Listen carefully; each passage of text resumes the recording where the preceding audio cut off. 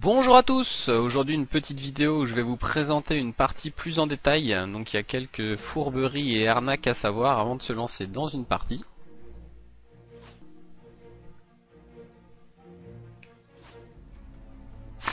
Voilà, la partie se lance. Vous allez avoir une main de 7 cartes. Donc voilà, on peut voir. Donc ma main, j'ai 7 cartes. Là, deux options s'offrent à moi. Soit je garde ma main si ça me plaît bien. Là, c'est sûrement ce que je vais faire parce que j'ai des cartes qui coûtent pas trop cher et j'ai déjà deux ressources. Soit vous pouvez utiliser l'option Draw Again qui va vous permettre de repiocher une nouvelle main. Par contre, vous aurez une carte en moins. Donc là typiquement j'ai cette carte, si j'utilise l'option Draw Again, je pars avec 6 cartes en main. Si j'ai toujours pas de ressources, c'est que je réutilise l'option Draw Again, je vais partir avec 5 cartes, 4 cartes, 3 cartes, 2 cartes. Sachant que déjà si vous commencez avec 5 cartes en main, c'est un peu cramé, hein, puisque votre adversaire aura ce qu'on appelle le Card Advantage. Dans les TCG c'est quand même assez important. En gros il aura 2 ou 3 longueurs d'avance sur vous. Donc une fois que votre main vous plaît, hop, vous la gardez et la partie se lance. Donc on a plusieurs phases, mais avant ça on va jeter un petit coup d'œil vite fait au plateau. Donc on a notre deck ici, donc vous pouvez le voir, hein, 53 cartes. En général il vaut mieux avoir un deck de 60 cartes, plus vous avez de cartes, moins vous avez de chances de piocher vos bonnes cartes. Après à droite on va avoir le cimetière qui va s'afficher. Donc toutes les cartes qui ont été détruites, meulées, etc. vont aller à cet endroit. Ensuite nous avons le Void. Donc le Void, qu'est-ce que c'est? Ce sont les limbes, ce sont toutes les cartes qui ont été remove from the game, bannies, qui vont aller dans le Void. Et si vous cliquez sur le Void, voilà, on a une petite fenêtre qui s'affiche et vous allez avoir toutes vos cartes qui vont être listées pour vous permettre en fait de jeter un œil à ce que vous avez joué et ce qui vous reste à piocher par exemple. Ensuite nous avons donc le champion. Alors le champion, on peut voir, donc là c'est le nombre de cartes que j'ai en main, 7. Après le nombre de points de vie, donc là j'ai 20 points de vie, une fois que je tombe à 0 je meurs. Ensuite les charges à côté, donc je vous ai montré voilà une ressource. Donc quand on pose ces ressources, on peut en poser qu'une par tour, mais on gagne un threshold de rubis. Donc le threshold ça va servir en prérequis pour certaines cartes, et en bonus on gagne une charge. Donc voilà, par exemple je pose ma petite ressource, voilà comme vous pouvez le voir, là le chiffre vient d'être incrémenté de 1. Après on a la ressource pool, donc là vous pouvez jeter un œil sur les ressources que vous avez déjà consommées et celles qui vous restent. Ensuite l'AKPA du héros, donc l'AKPA en fait on a un prérequis comme on peut le voir là de 2 thresholds, donc là comme moi je joue en mono rubis ça va pas poser de problème, mais si vous jouez bicolore des fois il faut surveiller un petit peu combien de thresholds vous aurez besoin. Ensuite vous pouvez voir donc basique 4, c'est-à-dire c'est un nombre de charges, là je peux mettre en fait des lampes de n'importe quelle couleur pour augmenter les charges. Dans le cas présent, il m'en faut 4. Donc comme je joue un mono, je vous l'ai dit, ça va pas poser de problème pour l'activation, mais si vous jouez en bicolore, il faut jeter un petit coup d'œil à vos différentes capas. Donc une fois que j'en ai 4, le bouton va s'allumer, je clique dessus et ma capacité va se lancer, sachant que les capas ne coûtent rien. Donc les capas, vous pouvez les jouer n'importe quand, vous n'êtes pas obligé de l'utiliser le tour où elle vient de s'activer. Vous pouvez les garder sous le pied, il n'y a pas de souci. Ensuite, nous avons plusieurs phases. Donc quelles sont-elles? Donc là vous pouvez voir j'ai ma main phase. Donc je vais vous montrer toutes les phases. Donc là on a la phase ready, on va détaper en fait notre créature. Si on a attaqué le tour d'avant, pendant cette phase, toutes nos créatures qui sont tapées vont se détaper. La first main phase, donc c'est la phase où vous allez poser vos landes et vos créatures. Ensuite la phase de combat qui comporte donc ces 3 petites phases. La phase d'attaque, vous allez déclarer l'attaque avec vos créatures et votre adversaire lui va déclarer le blocage. Ensuite, une fois que tout ce beau monde a attaqué bloqué, on utilise cette petite phase pour la résolution des dégâts. Donc là, on va voir qui va mourir, quels champions vont perdre leur point de vie, etc. La seconde main phase, c'est quelque chose de très très important, parce que c'est la phase où vous allez pouvoir reposer des créatures. Donc typiquement, vous n'avez pas utilisé toutes vos ressources pendant le combat, et vous voyez que vous pouvez reposer une petite créature, et bien vous allez pouvoir le faire pendant cette phase-là. Ensuite le end turn, donc c'est la fin de votre tour, c'est là où vous allez vous défausser et passer la main à votre adversaire. Donc comme vous pouvez voir, on peut cliquer dessus pour afficher ou pas les priorités. Donc même si c'est un petit peu chiant au début, on se dit je suis obligé de cliquer toutes les 10 secondes, vraiment prenez l'habitude parce que ces systèmes de priorité vont vous sauver la vie une fois que vous serez un peu plus expérimenté. Donc par exemple, comme vous pouvez le voir, j'ai des quick action, je vais avoir besoin de mes priorités pour faire des actions pendant le tour de mon adversaire. Donc là, j'ai posé mon petit land, je procède à ma first main phase, donc je pose une créature. Là, c'est ce qu'on appelle la chaîne, hein. Vous pouvez voir à droite, donc on va avoir la carte en fait qui va s'afficher. Et ensuite, si on a des contresorts, donc tout va se mettre à la queue leu dans la chaîne. Et en fait, après, on résout la chaîne. Donc par exemple, je pose une créature, je pose un contresort, je contre ton contre, je contre ton contre qui contre ton contre, etc. etc. Donc là, pour l'instant, pas de souci, hein, c'est le début. On n'a pas de contre. Et on passe notre tour.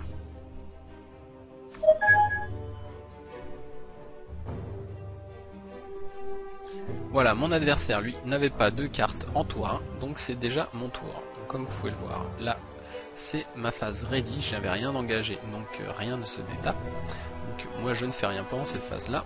Voilà, je passe ma priorité et je pioche ma carte. Donc, première main phase, je pose ma petite ressource, et là, je peux poser une créature de 2. Mais comme je vous expliquais tout à l'heure, la seconde main phase, c'est quelque chose de très important. Donc là, typiquement, je vais attaquer. Voilà, donc en fait l'ordinateur, hein, c'est une créature qui attaque tous les tours si possible. Donc l'ordinateur s'en charge pour moi, je ne peux rien oublier dans le jeu. Si j'ai des coups à payer ou des créatures qui doivent attaquer, l'ordinateur va y penser pour moi. Donc là typiquement, il n'y a rien en face, donc mon adversaire va se prendre les dégâts. Mais par exemple, s'il y avait une créature en face, donc voilà, typiquement, vous voyez, j'ai la priorité qui s'affiche. Là, je pourrais faire un burn, donc faire 2 points de dégâts à sa créature si elle avait voulu bloquer la mienne. Donc je passe ma priorité, les dégâts se font, et comme vous pouvez le voir, je suis dans ma seconde main phase. Donc là, typiquement, c'est pour ça que je vous disais que la seconde main phase c'est quelque chose de très très important. On peut le voir, là je n'ai pas eu besoin d'utiliser mes ressources parce que mon adversaire n'a pas bloqué ou voilà. Donc je vais rentabiliser mes ressources en posant ma créature. Donc comme vous pouvez le voir, hein, ça sert à rien forcément de lâcher la sauce dès la first main phase. Ça se trouve, vous aurez besoin de vos ressources pendant le combat. Donc je passe mon tour. Mon adversaire qui pose une créature. Début de mon tour, donc je détape ce qui doit être détapé. Je pose mes créatures. Là, c'est la phase d'attaque. Je vais attaquer avec mes créatures. Donc les créatures, comme vous pouvez le voir, celles de l'adversaire, en fait, quand on pose une créature en jeu, elle a ce qu'on appelle le mal d'invocation. Ça veut dire qu'elle ne peut pas s'engager ou attaquer le tour où elle arrive en jeu. Vous pouvez voir, hein, il y a une espèce de petit brouillard là. Voilà, si je le remets, voilà, un petit brouillard rose. Ça, c'est la créature qui a le mal d'invocation. Donc, je déclare mon attaque. Ça y est. Après, donc vous voyez, on a un système encore de priorité. Voilà, mon adversaire qui choisit de bloquer avec sa créature. Donc là, comme ma créature est first strike, en fait, j'ai même pas eu le temps. Vous voyez, donc on a ce qui s'affiche en haut, first strike priority. Donc ma créature, en fait, a tout de suite tué le piaf. Mais donc, vous pouvez voir, en fait, là, pendant ma priorité, j'ai mes cartes en quick action qui sont allumées, disponibles. Ça veut dire que j'aurais pu mettre un burn sur l'oiseau.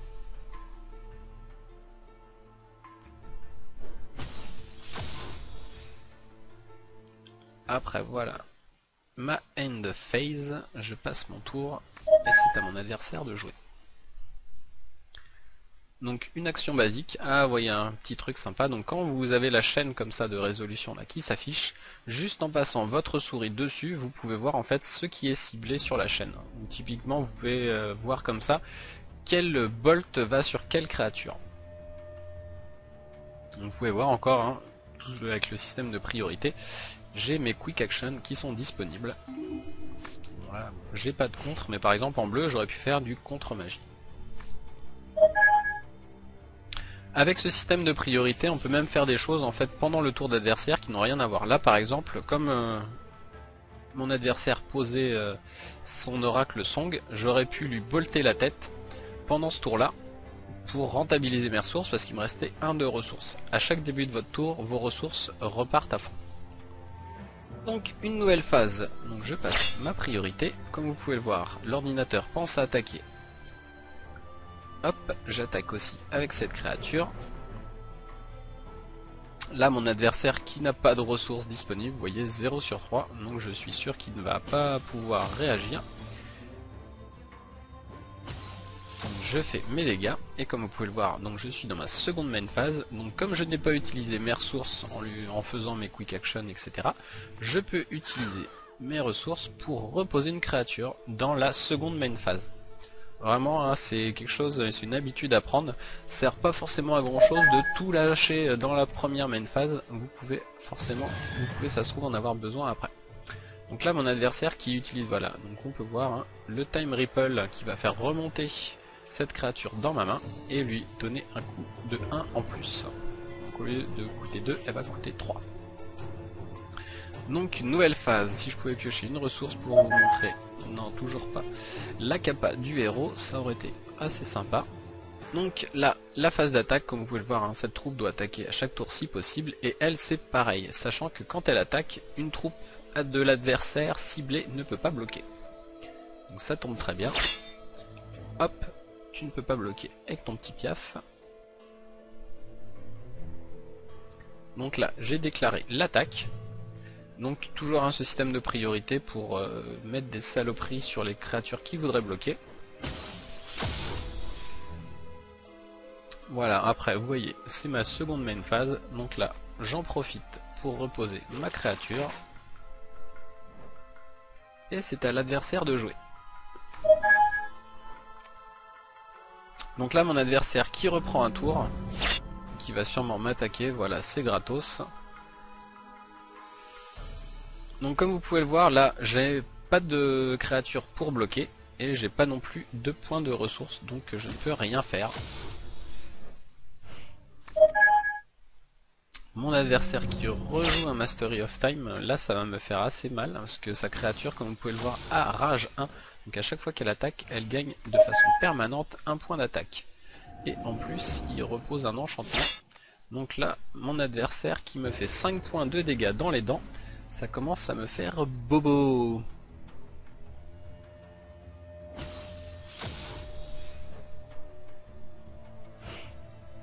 Début de mon tour, une ressource. Non, toujours pas.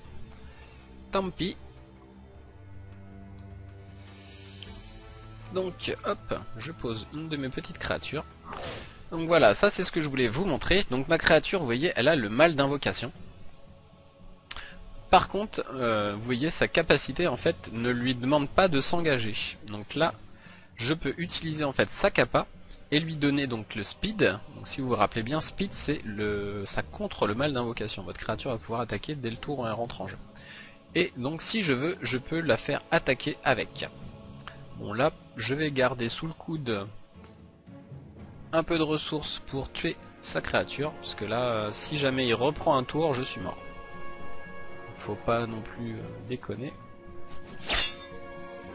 Voilà, je dis que cette troupe là ne peut pas bloquer, de toute façon elle est engagée, elle n'aurait pas pu quoi qu'il arrive, mais bon, c'est quelque chose d'automatique.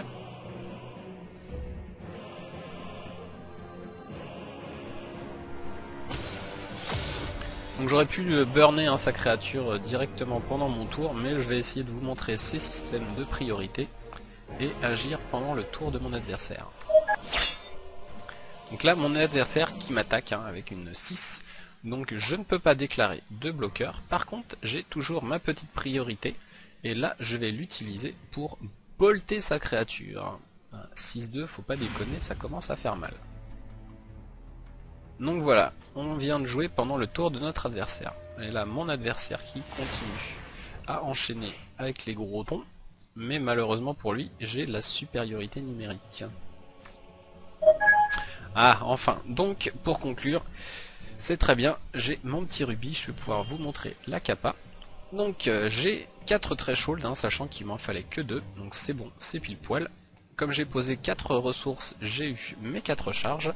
Je peux cliquer sur ma capa. Donc les capas se font pendant les main phases, donc les first main phases, faut pas trop se planter non plus. Par exemple pendant la phase d'attaque ça sera trop tard. Donc là si je veux attaquer avec mon élémentaire, je clique dessus maintenant. Voilà, comme vous pouvez le voir, ça coûte 0 ressources, donc c'est très bien. Ensuite, juste avant de finir mon adversaire, différentes petites choses. Donc là on a pu voir en fait les créatures des fois reçoivent des bonus ou des malus, comme par exemple là, la créature 1 +1 +1. Quand vous avez des compteurs, par exemple la créature reçoit de façon permanente -1 -1 ou +1 +1, ce compteur va rester quoi qu'il arrive. Donc par exemple, un très bon exemple, cette créature qui me coûtait 2 en fait a été remontée 2 fois dans ma main et j'ai eu 2 fois +1 en coup pour reposer ma créature. Donc là on peut voir en fait tous les bonus et les malus restent sur les créatures de façon permanente. Il n'y a qu'une seule chose en fait pour contrer cet effet, c'est le terme revert, revenir. Donc vous avez des cartes qui vous permettent de revenir à un état originel. Donc là typiquement si par exemple je fais un revert sur cette carte, au lieu de coûter 4 en ressources, elle va coûter que 2. C'est la seule façon pour enlever tous les compteurs. Les compteurs sont quelque chose de permanent. Une autre petite chose aussi, parce qu'en fait comme on est en alpha il y a pas mal de correctifs. Et je vous ai dit quelques bêtises dans mes castes d'avant. Donc par exemple, voilà, ça c'est une créature unique. Donc quand vous avez une créature unique, vous allez la poser. Et vous pouvez par exemple en mettre 4 dans votre jeu, mais vous ne pouvez avoir qu'une seule carte unique Zoltog en jeu. Donc par exemple, je peux avoir Zoltog en jeu, et son frère Zoltag qui est lui aussi une créature unique, et Zoltug et Zolteg, il n'y a pas de souci, vous pouvez avoir 4 créatures uniques en jeu, vous ne pouvez juste pas avoir 4 fois la même sur le plateau. Voilà, donc c'est à peu près tout pour le déroulement d'une partie. On a vu à peu près les points principaux. Donc, pour finir, la violence, il n'y a que ça de vrai. Donc je vais faire autant de points de dégâts que j'ai de ressources rouges. Donc là, je vais lui faire 4 dans les dents. La créature, comme vous pouvez le voir, tombe à 1. Et allez, un petit burn du mal. Boum! Voilà, donc la voie est libre. Je peux attaquer avec toutes mes créatures. Et mon adversaire va décéder.